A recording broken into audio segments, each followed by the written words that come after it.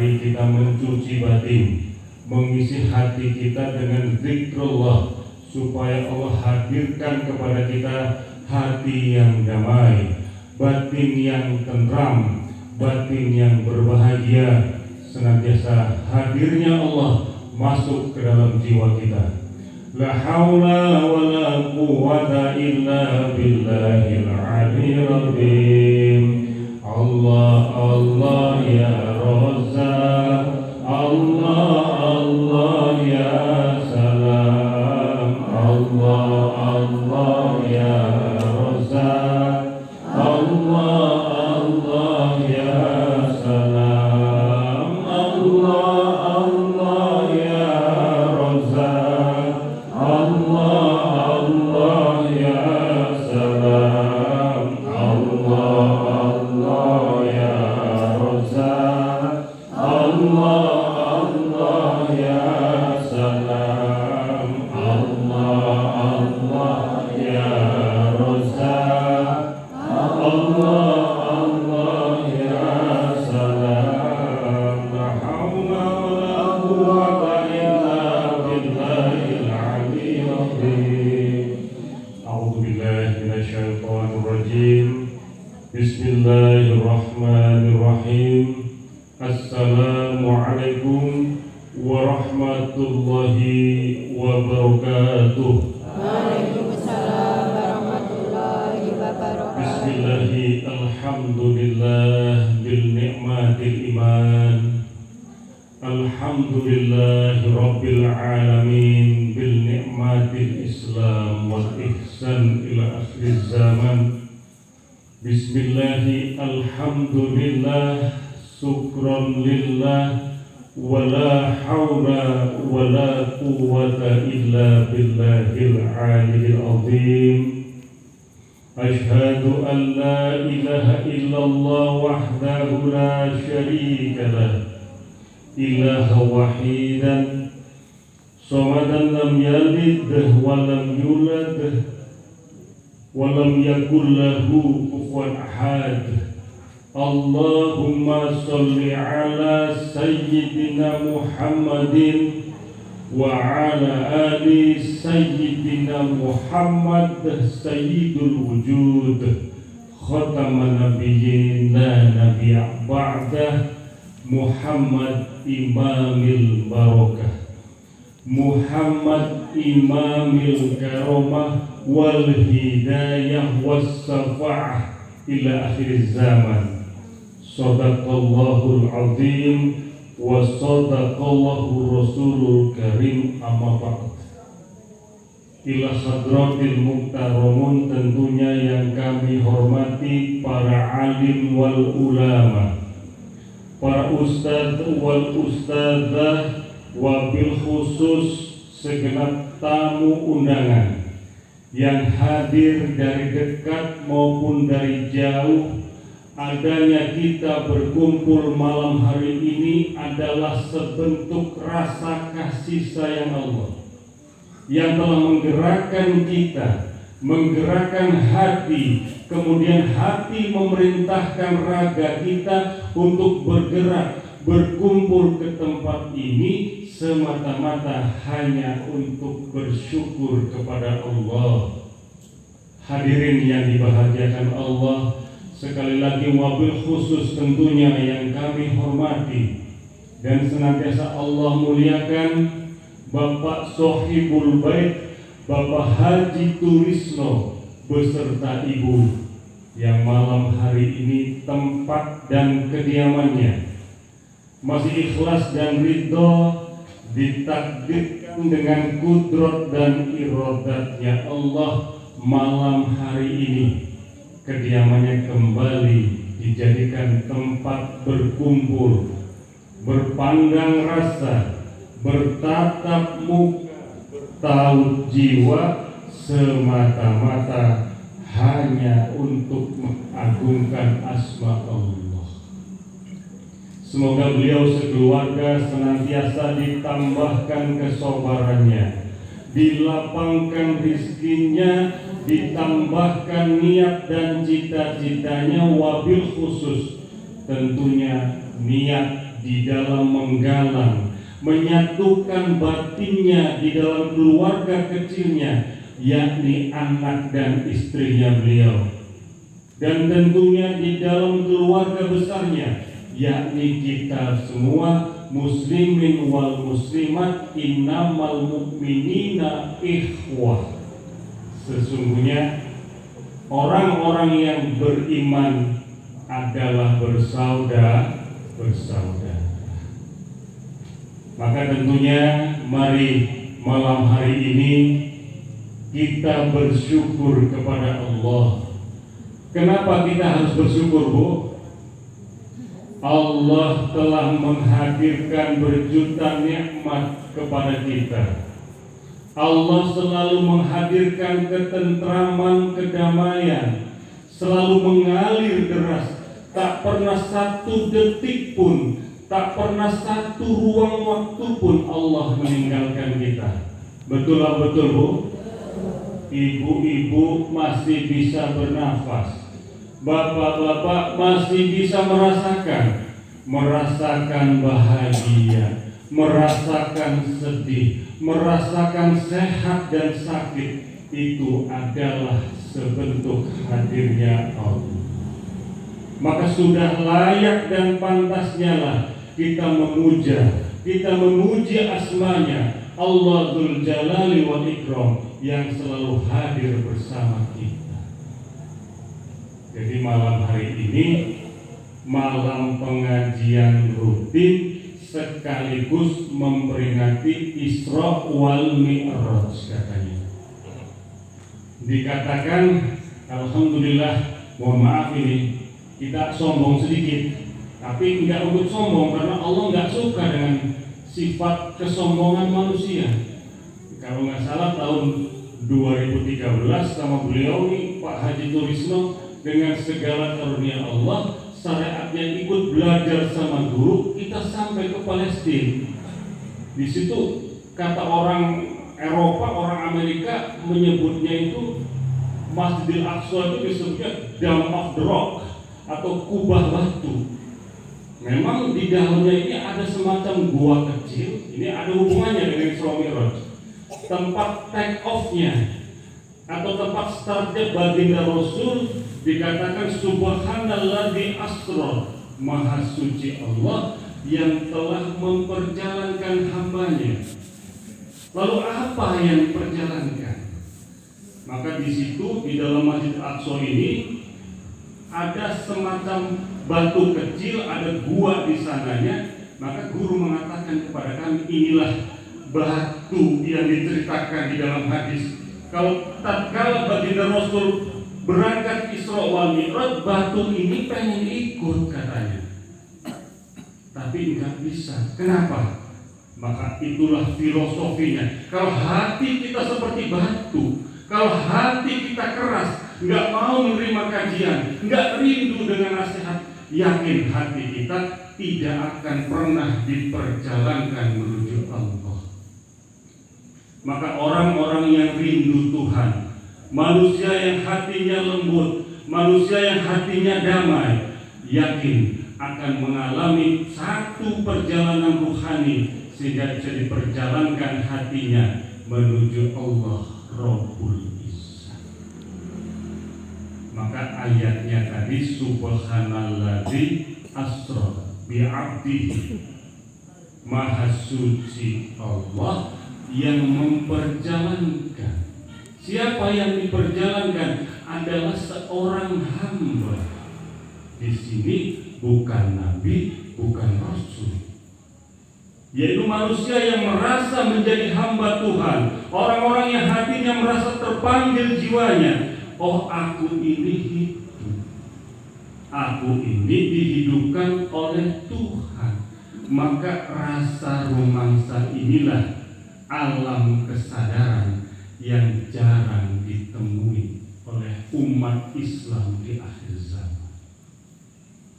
Maka dengan segala kerendahan hati tadi disampaikan, ya ayyuhalladzina amanu dzkurullaha dzikran katsiran la'allakum tuflihun. Wahai orang-orang yang beriman, Mari kita berzikir, mari kita eling lan waspada. Sebab bejane wong kang eling, cilakane wong kang ora eling. Maka kalau kita ingat kepada Allah, yakin kita akan dimenangkan dengan berbagai persoalan kita. Persoalan pekerjaan, persoalan perjodohan, apapun, la'allakum tattaqun, sehingga kita la'allakum tuflihun, kita memenangkan berbagai urusan kita dimenangkan oleh Allah melalui media zikir yang tadi. Apa itu zikir, Bu? Zikir itu ingat. Kalau bahasa Arabnya az-zikru, peringatan. Kalau basa Purwokertone nek dijenengi wong sing zikir berarti sak menika tiyangipun eling, duwe rasa rumangsa. Aku dihidupkan oleh Allah. Hanya Allah yang memberikan rezeki kepada aku. Dulu aku lahir tidak bawa benang, kemudian aku menjadi besar, menjadi dewasa. Dulu aku sendiri, sekarang aku mempunyai pasangan hidup. Dulu aku tidak punya apa-apa, sekarang aku bisa pandai, bisa sekolah, lulus S1, S2. Maka ini adalah satu karunia yang dihadirkan oleh Allah. Jadi gampang. Di mana sekarang Allah ini? Katanya Allah ini dekat. Allah ini lebih dekat dari urat nadi. Tapi kenapa enggak kroso? Sebab alangkah sombongnya manusia, merasa ganteng sendiri, merasa bisa pintar sendiri tanpa melibatkan hadirnya Allah. La haula wala quwata illa billah. Ibu-ibu, bapak-bapak mempunyai tubuh. Di dalam tubuh itu ada kulit di luar. Di dalam kulit itu ada daging, ada otot kalau bahasa medisnya. Di dalam otot kemudian ada saraf, kemudian masuk lebih ke dalam ada tulang. Lebih dalam lagi ada sumsum tulang. Ada sumsum, inilah menunjukkan adanya Allah. Sebab Allah ini adalah power, Allah ini energi. Kita nggak bisa, kita bisa hidup tanpa adanya Allah. Contoh, saya sering mencontohkan, ini analogi yang paling gampang. Kita ini tidur gak eling opo-opo, Pak. Tidur ngeleker ngorok ini, tapi kok bisa bangun lagi? Padahal waktu tidur nggak ingat apa-apa. Lalu siapa yang membangunkan kita? Maka dialah Allah, Al-Hayyul Qayyum, yang maha hidup, maha berdiri sendiri. Akulah Allah, Wallahul ladzi la ilaha illa huwar rahmanur rahim, Al-Malikul Quddusus Salamul Mu'minul Muhaimin, Ya Azizul Jabbar. Maka malam hari ini mari kita memperingati Isra wal Mi'raj. Isra ini satu perjalanan. Apa yang diperjalankan adalah ruh kita, perjalanan spiritual kita melalui satu peristiwa. Tanpa adanya peristiwa, yakin manusia enggak akan menemukan satu kebahagiaan. Contoh, kalau tanggal muda, gajian, dapat duit, kok bahagia ya? Nah, ini kenapa? Yang dihadirkan duit, kok yang bahagia hati kita? Berarti Tuhan kita duit. Contoh lagi, ibu-ibu, bapaknya senang datang dari luar kota bawa oleh-oleh, kok bahagia? Berarti Tuhannya oleh-oleh. Maka malam hari ini kita diajak menuju Tuhan yang asli. Dialah Rabbul Izzah, Dialah Al-Hayyul Qayyum, bahagiaku tidak disadari karena perlakuan manusia. Bahagiaku tidak karena efek baik dan buruknya faktor eksternal manusia bertingkah kepada kita. Aku akan selalu bahagia sebab Allah hadir di dalam hatiku. Nah, ini bagaimana caranya menghadirkan Allah? Nanti tanya sama Pak Haji Turisu. Maka media yang paling sederhana adalah satu dimensi yang ada di hati kita. Di dalamnya ada kolbun. Kolbun ini diselimuti oleh satu lapisan namanya ruh. Ruh ini satu kehidupan. Ibu-ibu bisa cantik, pakai busana muslim berwarna-warni. Bapak-bapaknya bisa gagah, bisa hidup, bisa jalan bertentang. Kenapa? Karena ada ruh di dalam tubuhnya. Coba kalau nggak ada kehidupan, yang cantik, yang ganteng, yang punya jabatan, ganti namanya almarhum. Nah, ini kok nggak sadar? Maka tanpa disadari, kalau hati kita detik ini boten eling dumateng Allah, berarti kita ini koyo dene batang urip sumana udubil. Jadi gampang. Bagaimana wujud orang yang bertuhan? Yang pertama, hatinya wajilat qulubuhum ala bidzikrillah tatma'inul qulub. Sapa wonge ingkang eling, ingkang zikir dumateng Gusti Allah, akan ditenteramkan hatinya, akan didamaikan rumah tangga. Yakin kita semua yang hadir sudah beragama Islam. Islam semua kan, Bu? Nggak ada yang non-Islam? Islam. Tapi kalau ditanya, At-tahiyatul mubarakatus sholawatut thayyibatullah, apa artinya? Mungkin boten jelas. Cinta Nabi Nabi Muhammad. Tapi bagaimana tingkahnya? Mari malam hari ini kita sama-sama belajar. Orang yang berbahagia adalah manusia yang batinnya selalu mengenal Tuhan. Sebab hanya Allah yang memberikan kebahagiaan. Manusia bisa berganti, datang dan pergi. Kita punya pasangan hidup, yakin suatu hari bakal berpisah. Maka cinta dunia ini bohong. Bapak-bapak, ada yang ibunya meninggal, ditangisin 3 hari paling, Bu. Nanti udah 3 hari kawin maning. Ini dunia, ini rumus dunia. Bohong. Sama kita ini ditinggalkan atau bakal meninggalkan. Kita punya anak, oh saya punya anak, sekolahnya di sini, pangkatnya ini. Anak ini bukan kebanggaan. Anak ini adalah satu media. Di mana bisakah anak kita ini menjadi wasjud waqtari, menjadi penerus perjuangan untuk bersujud di hadapan Allah. Pangkat tinggi boleh, nggak dilarang. Sekolah yang tinggi bagus. Ini akuliah. Sebab Islam ini adalah logical akal. Islam ini bisa diterima dengan akal. Maka Islam ini adanya di mana?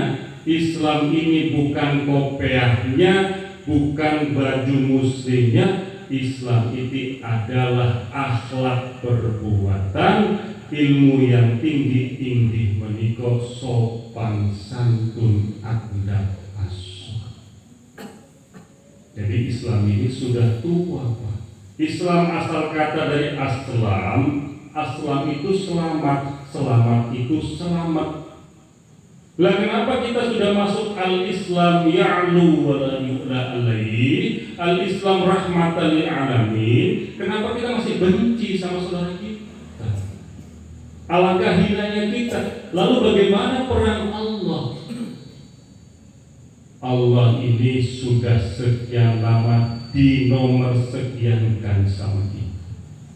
Inilah yang dinamakan kanker tauhid di akhir zaman ini. Mari kita kembali kepada ajaran akhlak baginda Rasul. Islam ini adalah agama kasih sayang. Al-Islam sak menika agama. Napa sing jenenge agama niku ingkang diagem-agem. Yang diingat rino kelawan wengi, aku ini orang beragama. Satu manusia pun di muka bumi ini tidak ada yang bisa menjadi baik kecuali hatinya dimasuki nur ilahi cahaya Allah. Tidak ada satu makhluk di bumi ini pun mampu membawa ajaran kebenaran kecuali hatinya ikhlas memanggil Allah.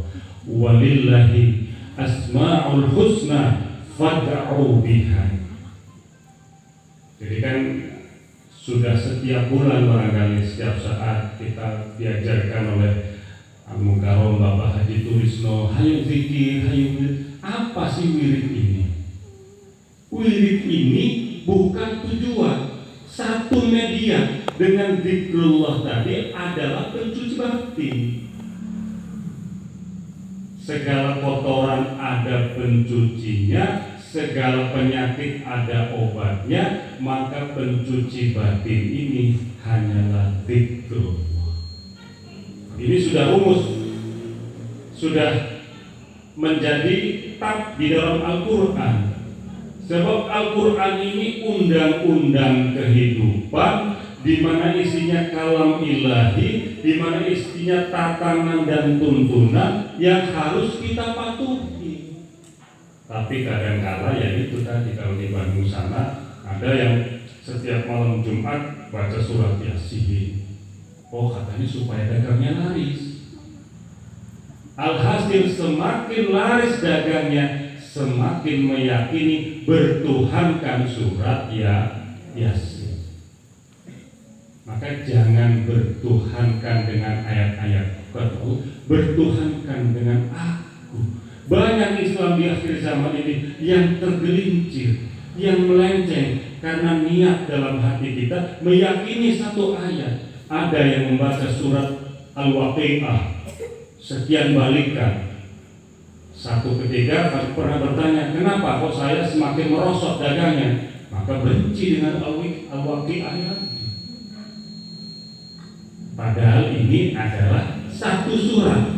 Surat ini adalah perlu diresapi, kemudian dihayati, diartikan, lalu dijadikan pelaksanaan apa yang menjadi isi surat itu. Nah, kalau kita membaca surat Al-Fatihah, ihdinas siratal mustaqim, ya Allah, tunjukilah aku jalan yang lurus. Dibaca lagi sampai 17 rakaat, ihdinas siratal mustaqim, ya Allah, tunjukilah aku jalan ingkang lurus. Tapi kalau dibaca terus tidak melaksanakan jalan yang lurus, yakin hidup kita bakal tidak tenang. Sebab apa itu jalan yang lurus? Jalan yang lurus yaitu sabar, Pak. Jalan yang lurus adalah giat bekerja. Jalan yang lurus adalah saling tolong menolong. Jalan yang lurus adalah bersilaturahim. Aku telah memberikan jalan, tetapi kita sendiri yang bertuhankan dengan ayat itu hanya dibaca, jadi arca, tidak pernah menghasilkan apapun. Contoh yang gampang, si emasnya atau suami si abangnya ngomong, Neng, nanti aku belikan kalung 10 gram. Kemudian dibaca lagi besok, Neng, nanti Mas beliin kalung 10 gram, 10 gram, 10 gram. Baca lagi Allah, Neng, nanti Mas mau belikan gelang kalung 10 gram. Oh, sudah 20 tahun dibaca terus, enggak dibeliin. Kira-kira, wah, suami saya agak edan. Nah, ini jadi cara pemahaman.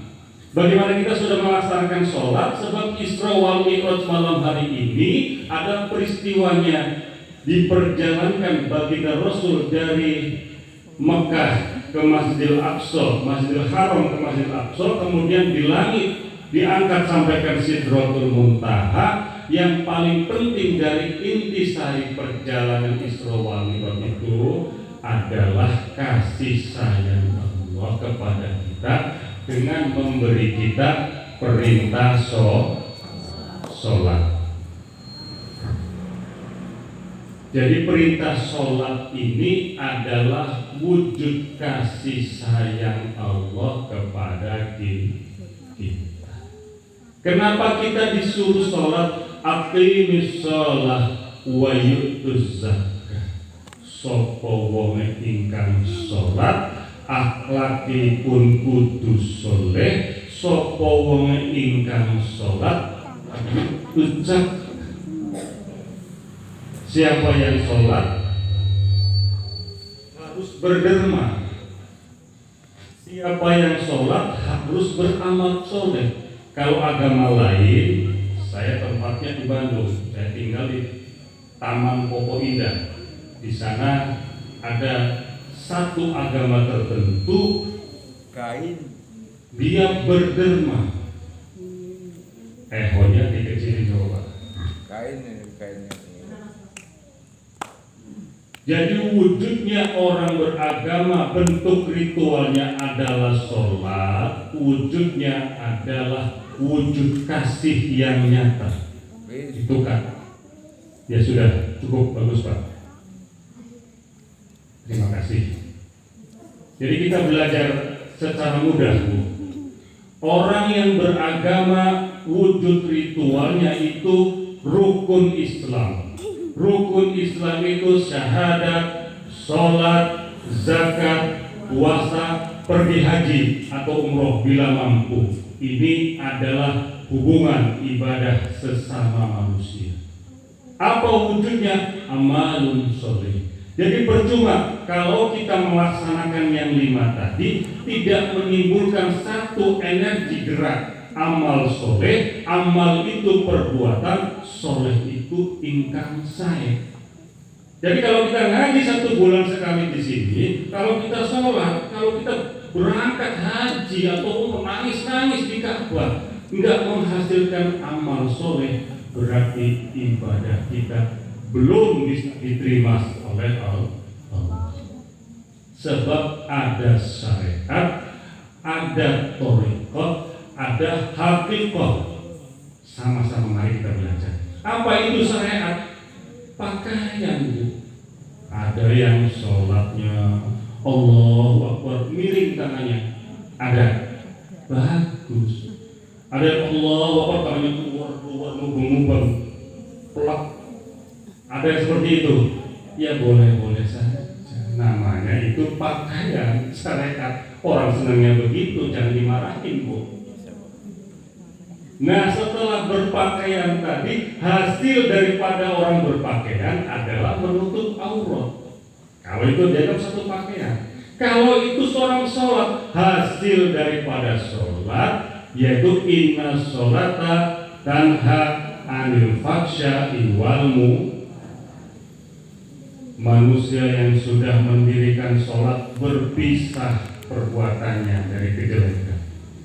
Manusia yang sudah ngaji iqrar wa tasdid, berjanji suci di dalam hatinya, aku Allahu Akbar, Allah ingkang maha gede, Allah ingkang maha agung, maha besar, aku ini kecil. Itu.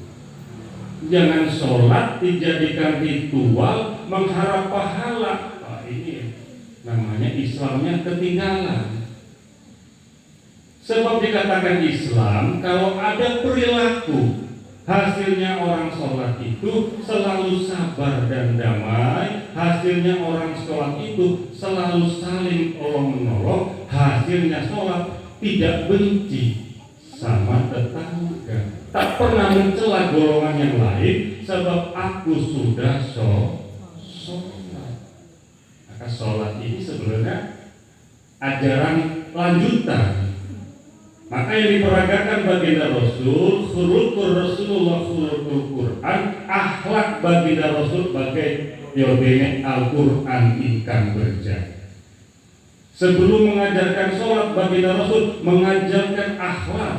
Apa itu akhlak? Toto titi, toto krama, bagaimana cara kita bersosialisasi dengan sesama. Jadi Islam ini agama yang sudah paling sempurna. Allah selalu mengajarkan kasih sayang kepada kita, Pak.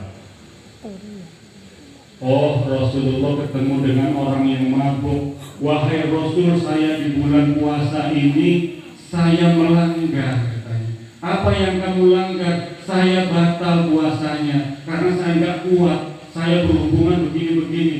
Ya, karena Rasul, sifatnya Rasul itu mensafaati, memaafkan, bukan mencela. Ya, kita kadang-kala giliran dibenci, balasnya berlipat-lipat. Betul Bu? Kita dicubit sedikit, balasnya nempel. Kita dibenci sama orang, wah balasnya godoknya nggak hilang-hilang. Berarti kita sudah di luar, pergi dengan alamnya orang-orang yang sholat. Sebab tatkala kita sholat, tatkala mengatakan kita salam ke kanan, assalamualaikum warahmatullahi, janji suci di dalam hatinya, ya Allah, akan ku selamatkan anak istriku, suamiku, saudaraku. Kemudian salam tengok kiri, assalamualaikum, berjanji dengan hatinya, akan ku selamatkan kedua orang tuaku, tetanggaku, anak kerabatku. Maka hasilnya orang yang sholat, kalau saudara melaksanakan sholat demikian, yakin damai hatinya. Kalau saudara melaksanakan sholat sesuai dengan akidah yang dicontohkan baginda Rasul, yakin akan tentram di mana rumah tangganya. Sekali lagi hadirin yang dibahagiakan